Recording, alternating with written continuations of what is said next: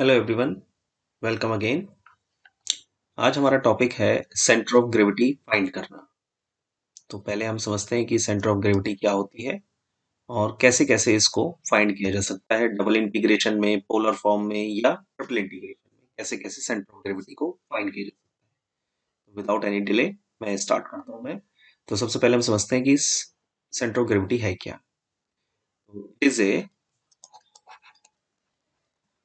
It is a single point it is a single point about which the entire weight of a body acts। यानी एक ऐसा point, single point, जिस पर पूरी body का entire weight act करता है, सारा वेट, राइट। तो ये तो होता है centre of gravity.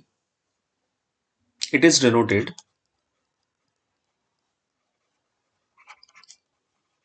It is denoted by CG. Short में हम सीजी लिखते हैं, ठीक। It will remain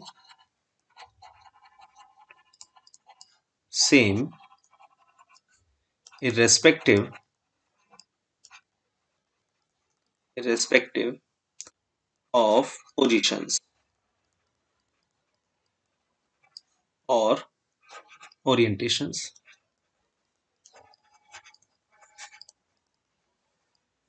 of the body। इसका मीनिंग क्या है? CG means the coordinates of x bar comma Y bar. तो ये एक्स बार वाई बार कैसे निकलेंगे? जो पीछे आपने निकाले हैं। तो हमें ये भी पता है कि इसमें एंटायर बॉडी का वेट एक्ट करता है एक सिंगल पॉइंट पर, उसको कहते हैं सेंटर ऑफ ग्रेविटी। तो इसको निकालने के जो फॉर्मेशन है, उसमें पहला फॉर्म हम ले रहे हैं a point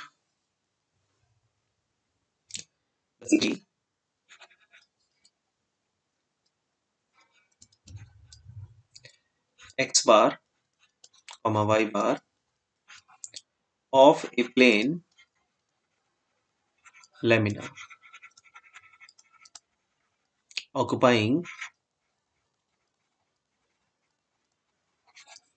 an area capital A in the xy plane and having density rho equals to f of xy is given by।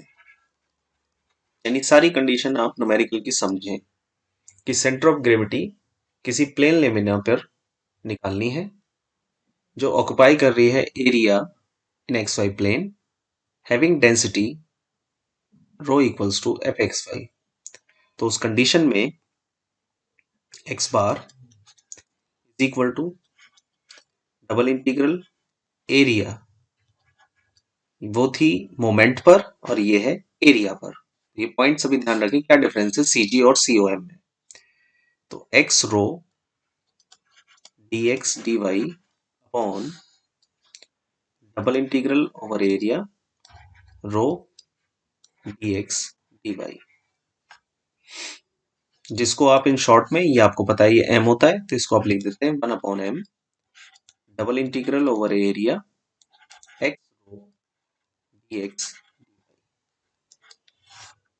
ये होगा एक्स बार, ऐसे ही वाई बार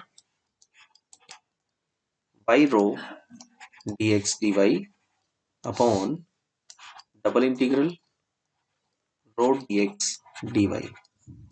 इसको शॉर्ट फॉर्म में लिखें तो क्योंकि डिनोमिनेटर में मास है, double integral over area by rho d x D y, ठीक।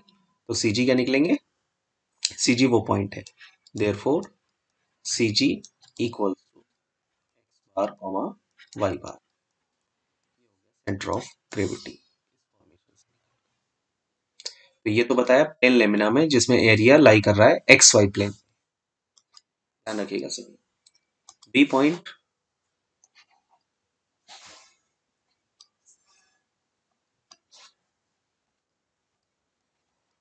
ठीक, इस बी पॉइंट को समझें आप।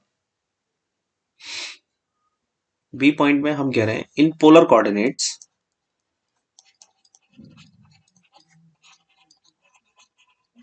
In polar coordinates if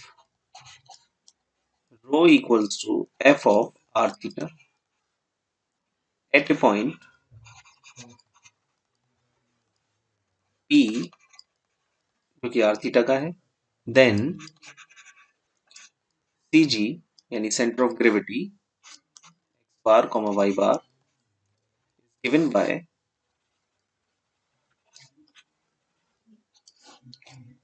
x bar equals to double integral over area.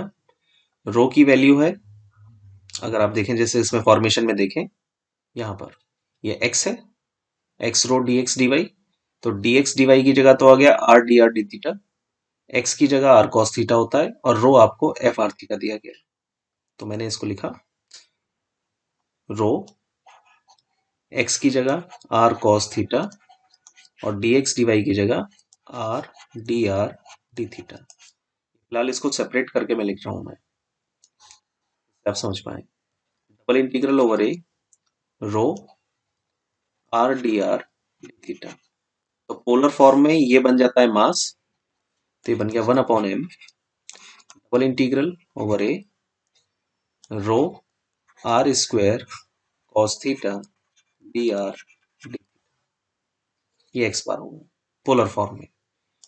Y bar equals to double integral over A rho, इस बार है यहाँ पर y और y होता है r sine theta, D x D Y की जगह आर डी थीटा, और मास का वही सेम फॉर्मेशन है। इसको कन्वर्ट करें शॉर्ट फॉर्म में, ये मिला rho r square sine theta d r. तो इस फॉर्मेशन से आप x bar Y bar polar form में फाइंड करेंगे और उसके बाद centre of gravity x bar comma ये आपकी बन जाएगी और आप निकाल देंगे। डबल इंटीग्रल में कार्टिजन और पोलर इन दोनों की फॉर्म को मैंने समझाया। अब ट्रिपल इंटीग्रल में देखते हैं कि उसमें कैसे आप निकालेंगे। तो सी पॉइंट है the C G centre of gravity, और इस बार है X bar Y bar Z bar of a solid. अब वहां था लेमिना, यहां आ गया सॉलिड, ऑक्युपाइंग ए वॉल्यूम, वहां था एरिया, यहां आ गया volume we, and having density rho equals to a function of xyz given by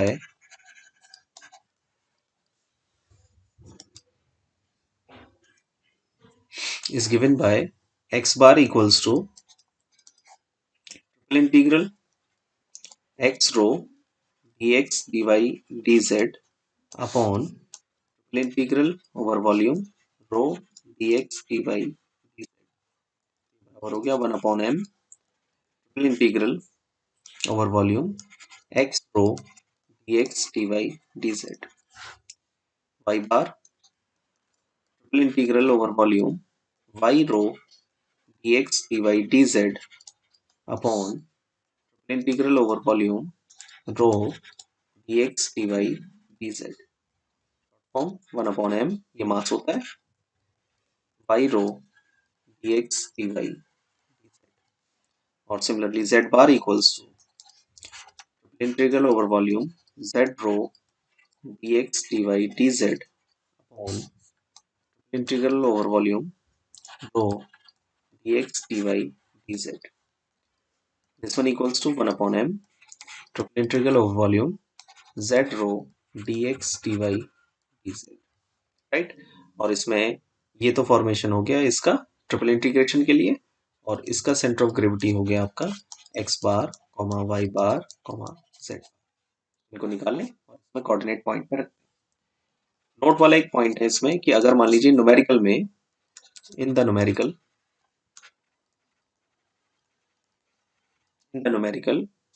density is not given,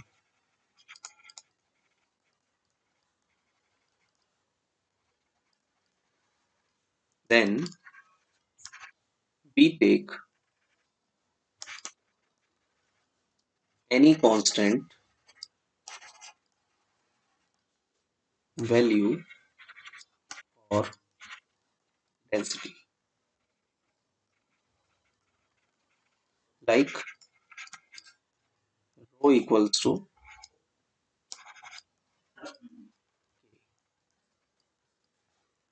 अगर न्यूमेरिकल के अंदर डेंसिटी है तो ठीक है, लेकिन अगर डेंसिटी नहीं है तो उस कंडीशन में आप अपनी तरफ से के ले लेंगे, कांस्टेंट, कोई भी कांस्टेंट ले लीजिए, पी ले लीजिए, ए ले लीजिए, के ले लीजिए, आपको कांस्टेंट ले लेना है।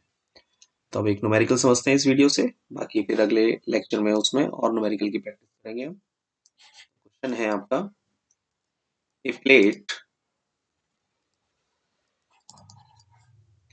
इन the form of a quadrant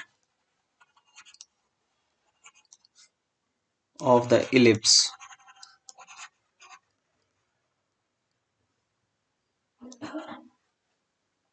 x square upon a square plus y square upon b square equals to 1 is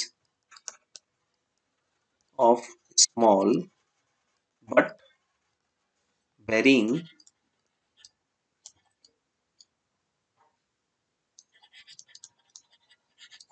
thickness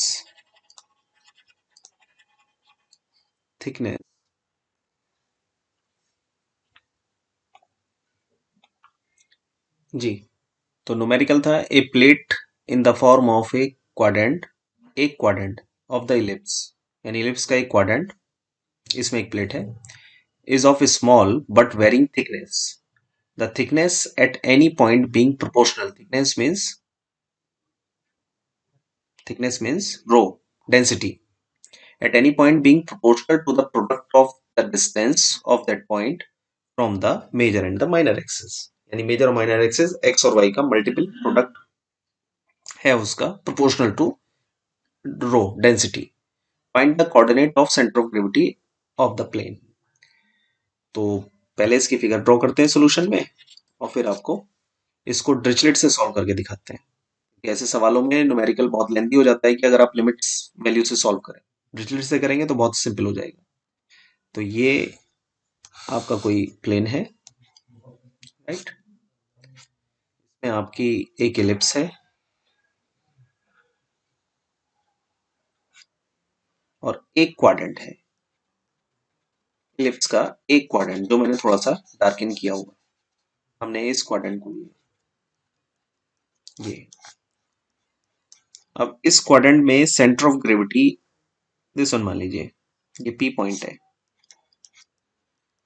इसको बोल रहे हैं हम सीजी, सेंटर ऑफ ग्रेविटी,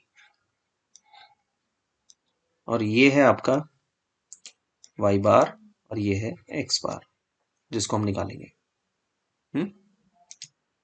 इसको पी को हम कहते हैं सीजी, सेंटर ऑफ ग्रेविटी, जिसमें हम एक्स बार और वाई बार को फाइंड करें, ये एक्स एक्सिस, ये Y axis.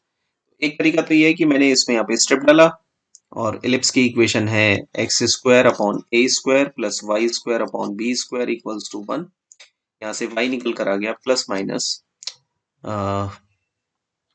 B upon A under root A square minus X square, ठीक है। उसके बाद जब मैंने इसको फर्स्ट क्वाड्रेंट में ले रहा हूँ तो वाई की लिमिट हो जाएगी 0 to Y equals to B upon A under root A square minus X square, और एक्स की लिमिट हो जाएगी 0 टू, इसमें आप वाई बराबर 0 पुट कर दें तो 0 टू एक्स बराबर। तो तो या तो एक ये तरीका है कि हम पीछे के जितने फॉर्मूले हैं 2D में है ये और कोऑर्डिनेट एक्स और वाई में है, तो मैं पीछे के सीजी के फॉर्मेशन को यूज करूं, दिस वन, नंबर ए पर जो मैंने आपको लिखवाया है दिस वन, और इसमें मैं लिमिट ये दोनों रखूं और उसके बाद रो की वैल्यू रखते हुए मैं इन सबको सॉल्व कर दूं। एक तरीका तो ये है।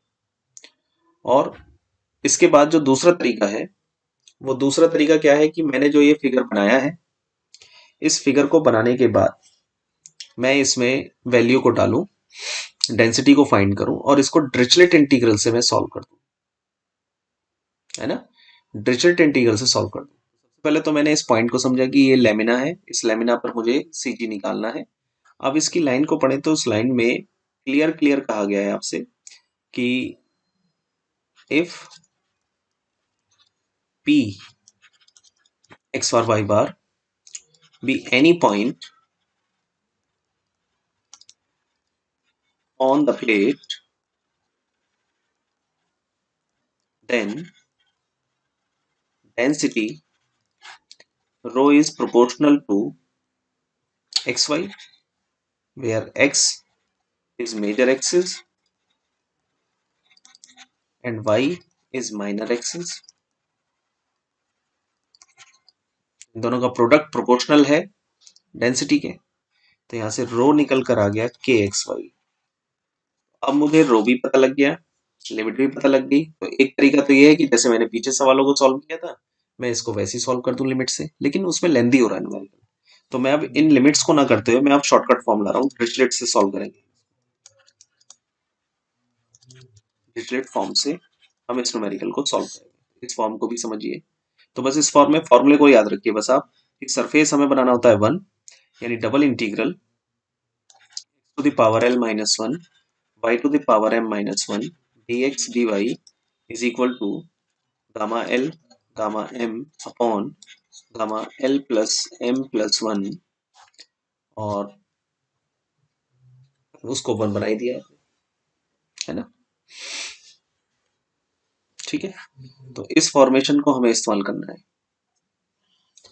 इस फॉर्मेशन को इस्तेमाल करने के लिए मैंने जो मेरे पास सरफेस दिया गया है X square upon A square plus Y square upon B square equals to 1, इसको मुझे कन्वर्ट करना है u plus V equals to 1 में। तो मैंने लेट किया X square upon A square equals to U, Y square upon B square equals to V. यहां से एक्स वाई की वैल्यू को निकाला। तो पहले निकला X square A square U, Y square B square V, X equals to A U to the power half, y equals to b v to the power half, dx equals to a by 2 u to the power minus half du, dy equals to b by 2 v to the power minus half dv। In values को निकालने के बाद मैंने पहले मास का formation लिखा। मास का formation है m equals to double integral, ठीक, over area rho dx dy। Rho की वैल्यू को डाला के x y d x D y, ठीक, के को बाहर किया और x y d x D y, इन चारों वैल्यू को प्लेस किया। तो ये आ गया ए बी यू की पावर हाफ बी की पावर हाफ हो गया एक्स वाई, और डी एक्स डी वाई में आया ए बी बाय 4 यू की पावर माइनस हाफ बी की power minus half d u d b, ठीक। कांस्टेंट को बाहर किया, a square B square by 4, integral के अंदर बचा हाफ माइनस हाफ 0, यानी u की पावर 0 v की power 0 du dt, A square B square by 4, इसको आप लिख सकते हो u की पावर 1 माइनस 1 v की पावर 1 माइनस 1 du dv। और ऐसा करने से आपको l मिल गया 1, m मिल गया 1, और जब आप इसमें ए स्क्वायर बी स्क्वायर बाई 4 आप इसमें वैल्यू को रखते हैं gamma l gamma m upon gamma l plus m plus 1, ठीक। तो गामा 1 1 होता है, तो ये आपको मिल गया a² b² / 3 का मतलब हो गया 2 यानी 8। ये निकल कर आ गया m। अब इस m का यूज करते हुए आपने निकालना है x बार। x बार होता है 1/m double integral over a x rho dx dy। अब आपने मल्टीप्लाई किया 1/m तो आ गया आपका k a² b² और इसे लास्ट में रख देंगे। चलिए इसे 1/m ही रहने दीजिए। रो में जो आया आपकी वैल्यू k उसको बाहर कर दिया आपने, ठीक है। Double integral over a x² y dx ये आपके पास मिला। k/m double integral over a और इसमें सॉल्व किया आपने तो x² का मतलब हो गया दिस वन। तो x² का मतलब हो गया a² u, ठीक, a² u। इस पर आ गया आपका b और b की पावर हाफ। dx dy की जगह था ab/4 u की पावर -हाफ b की पावर -हाफ du dv, ठीक। इसमें से कांस्टेंट को बाहर किया तो कांस्टेंट बाहर आ रहा है k a³ b² / 4m। Remaining बचा हुआ पार्ट क्या है, u की पावर 1 - 1/2। तो 1 - 1/2 कितना आया, u की पावर हाफ, v की पावर 0, ठीक है जी, du dv। तो आपने इसमें क्या किया, k a³b²/4m इसको आपने लिख दिया, u की पावर 1/2 बनानी है तो 1/2 कब बनेगी, जब आप करेंगे 3/2 - 1 तभी 1/2 आएगा और ये आएगा 1 - 1 से du dv। यहाँ l मिला 3/2 और m मिला, डिरिचलेट का फॉर्मूला लगा दिया आपने तो k a³b²/4m यहाँ आ गया गामा 3/2 गामा 1/गामा 3/2 + 1 + 1। इसको सिंप्लीफाई करना है तो अब मैं जरा इसको ओपन कर रहा हूँ m की वैल्यू को k a³b²/4 और m की वैल्यू आपने ऊपर निकाली थी पीछे, m की वैल्यू है k a²b²/8। ये हो गया 8/k a²b² और इसको सिंप्लीफाई करेंगे तो ये आएगा 1/2 × √π अपॉन गामा 7/2। 7/2 का मतलब है 5/2 3/2 1/2, ठीक है। तो 1/2 √π से ये कैंसिल हो गया। उसके अलावा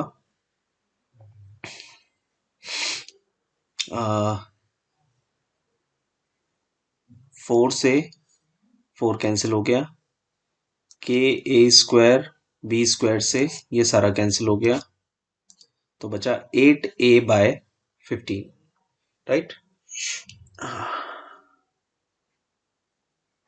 8a/15 ये निकल कर आया x बार। अब इसी तरीके से अगर आप y बार निकालें, y बार का फॉर्म है 1/m double integral over a y rho dx dy और इसी तरीके से पुटिंग करके सॉल्व करेंगे तो y बार निकल कर आएगा 8b/15। Therefore centre of gravity आपकी निकल जाएगी x बार y बार, ये सिमिलरली फॉर्म में है तो ये निकल कर आ जाएगा आपका 8a/15 8b/15। ये है centre of gravity of that plane. इस तरीके से आपको सेंटर ऑफ ग्रेविटी, राइट। तो होपफुली आपकी समझ में आया होगा how to find the centre of gravity. Centre of gravity क्या होती है और आप COM और CG को यानी सेंटर ऑफ मास और सेंटर ऑफ ग्रेविटी को with the help of Dirichlet form भी निकाल सकते हैं। तो ये मैंने डबल का लिखा है, अगर मान लीजिए ट्रिपल होता है तो ट्रिपल का आप फॉर्मेशन लिख देंगे। बस ध्यान ये रखना है कि सरफेस को लीनियर बनाना है u+v, तो ये पुटिंग होगी और उसके हिसाब से आप सॉल्व करेंगे। तो इस तरीके से आप सेंटर ऑफ ग्रेविटी जैसे न्यूमेरिकल को तो नेक्स्ट वीडियो में हम इसके केवल और एग्जाम्पल ले सकते हैं समझने के लिए। तो नेक्स्ट वीडियो में हम उस थैंक यू।